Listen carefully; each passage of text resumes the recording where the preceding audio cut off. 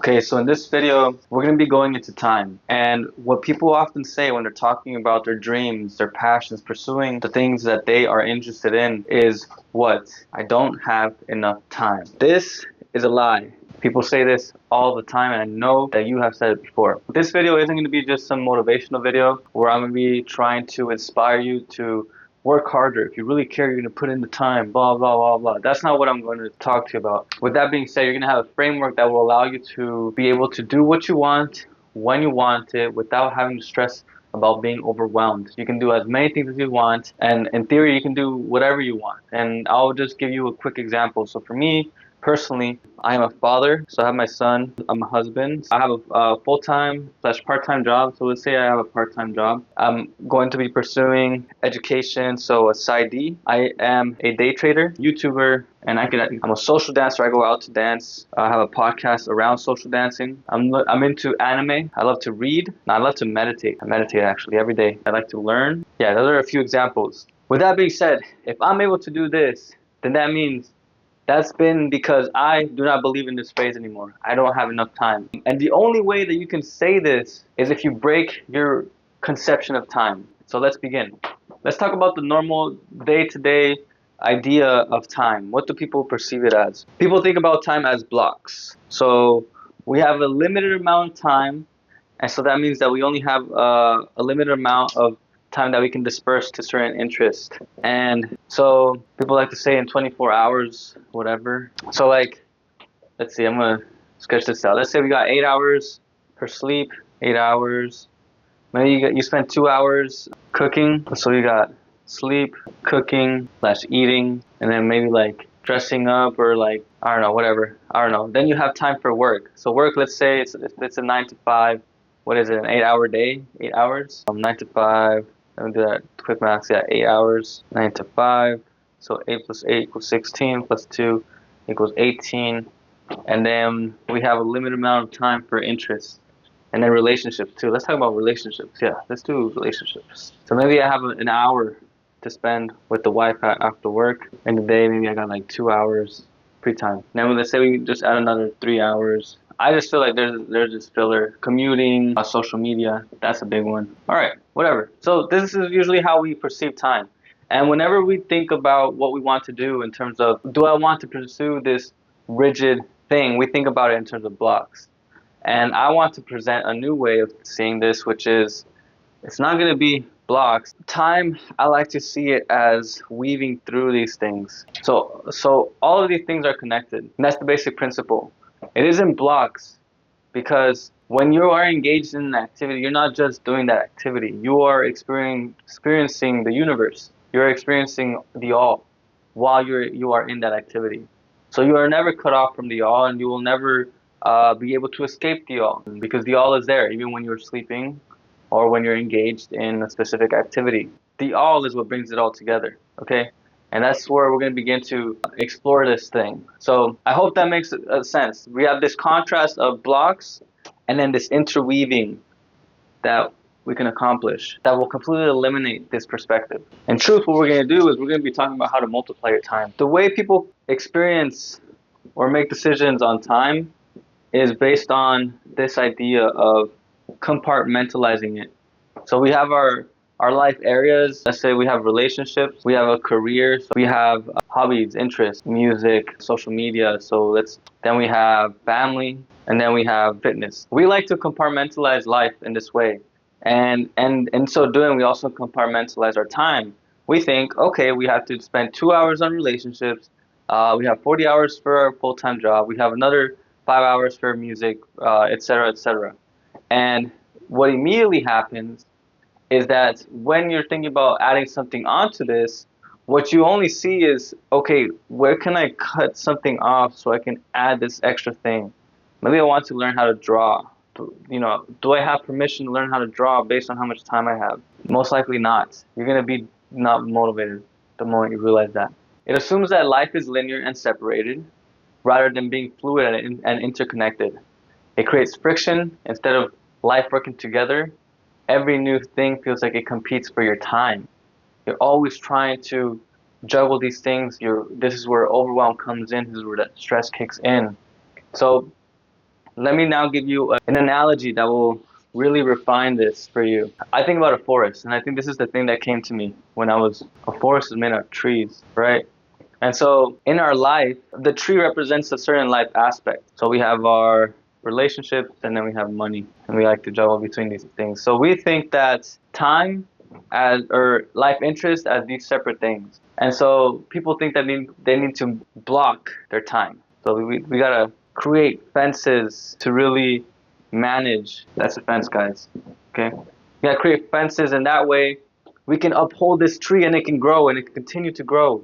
And you know what? That's awesome, and that's great, and that does have its method. We've seen methods where you maybe a tree is dying off, and we really need to provide some structure to give it that structure it needs so it can survive. But this doesn't point to the truth of it, the truth of it all. We think so one-dimensionally. We think that this tree exists as a separate being, and so we're gonna focus on this tree. And when we're talking about a forest, we have to look at the whole. We have to look at the whole thing. So instead of building this separation, if we want to achieve a forest, a beautiful, abundant thing, we have to look at multiple trees. And at one point, what we realize is we have to be able to zoom out. It's no longer those two separate trees. It's not just these two. It's a whole thing. It's a whole ecosystem. It's a whole life. And this is really your life. Your life is full of so many different factors, interests, experiences, opportunities, abundance all around you. You're missing this whole because you're focusing on the tree, you're missing the whole forest. Okay? So let's think about this. When we view it from the perspective of the forest, what we recognize is that there's actually a whole ecosystem beneath this the soil. There are these roots, and these roots allow for these trees to communicate with each other. And so these trees live symbiotically. They support each other's growth. They share resources. They depend on each other. They use each other as support rather than just being supported by some artificially created blocks or whatever stands. And not only that, because now when we're talking about a forest, we're not just talking about the trees. We're also talking about the birds that are flying and engaging with that's the bird guys and are setting their little nest here. Okay, we're talking about the bees that live there and pollinate around. We're talking about the fungus that also lives beneath the trees. We're talking about the animals that also live and hunt and have the whole food chain. We're talking about the CO2 and the O2 that is being generated. We're talking about so many things that you can never measure if you were just talking about the individual tree. Okay, and this is what I want you to really think about when you're looking at your life. We like to measure time in terms of what we're gonna get out through our inputs, and that is a very efficient way of seeing things, which is great. And I've lived that life. I've operated that way, and it can be helpful. But that is very much constrained by the mind. It's very much constrained by logic, and logic does not allow you to see the forest. And so, if you think about it, you cannot understand the infinite abundance or opportunity that comes to you at every single second. Every single second has something to offer to you. By definition, every single second is fresh, every single second is lively, and every single second holds the infinite within it. It holds the all. Okay, like I mentioned, going back to that, we can never escape the all. And so, when we start to see our activities, our interests as these trees, then we have to understand that our interests feed each other. Our life aspects aren't just separated. They are all connected because what connects them? It's you. You connect every single interest. So you take yourself wherever you go, and so you also take the interest that you have, the passions, whatever you have, wherever you go. And so that means that there is going to be some way, and this is what I'm talking about, we're going to keep going into this. There is a way to have your interests support each other. And it is going to be through our understanding of time. So I have a few examples. Fitness and business. We can talk about that. Fitness builds discipline, and that also carries over onto business with relationships. My ability to be a good father enhances my ability to be a good leader. If I look at my current interests, day trading and dancing, my ability to tap into my intuition through dance and flow has enhanced my ability to day trade.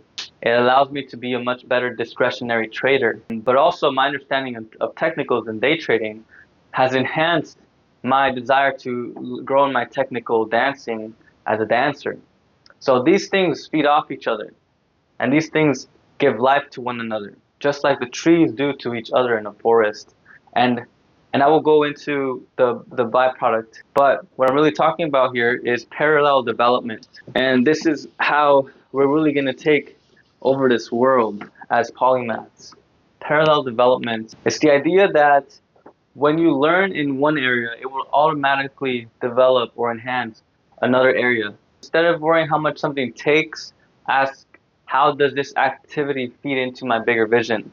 And if we can think about this in many ways, but I like to think about it in terms of like a brain. There's a brain, guys. Yeah, that's a brain. So every brain has different areas, and science likes to kind of compartmentalize the brain. But what I've seen, especially with a specific trait called neuroplasticity, our brains can grow, and they can grow in the sense of the neurons that are contained within the brain. So we can develop neurons, and we can continue to make connections. And so, as for example, what we have seen is that what scientists have seen is that when you develop, for example, in your social intelligence, your overall life expectancy also increases. And as you develop in your maybe mental abilities, maybe you do math, it can be helpful for the elderly and also continuing to increase their life satisfaction because all of these areas influence one another. So the emotional is connected to the cognitive, and the cognitive is connected to the social. And so all of this brings enhancement, and these are in parallel dimensions. So you have EQ, which is emotional intelligence, and you have IQ, and then you also have SQ. So science has shown that these are actually pretty fluid, and if you can enhance one, it also leads to parallel development of the other. And so this phenomenon is happening. Okay, this is science, this is the scientific side of it. Some other examples: learning a language, it strengthens your mental flexibility. Studying psychology enhances your communication and relationships. So I'm studying to become a professional psychologist. So that increases my ability to communicate while I'm in business or while I'm working at a restaurant, whatever. Reading philosophy can improve your creativity. These areas are not disconnected. Parallel development is a key characteristic of this because the moment, now let's connect it, all right? Let's connect it to time. The moment you start thinking about parallel development is the moment that you stop trying to box your interests in. This is one thing because it's called the seep effect. One interest seeps into the other. So once you start seeing things and opening yourself up to the idea that lifting weights, for example, can help you in your business. So let's make that money sign. Your reticular activation system is going to begin to see how these guys connect. And so when you are paying attention to fitness, you are also then subconsciously going to be paying attention to business. And then when you're paying attention to business, you can also increase your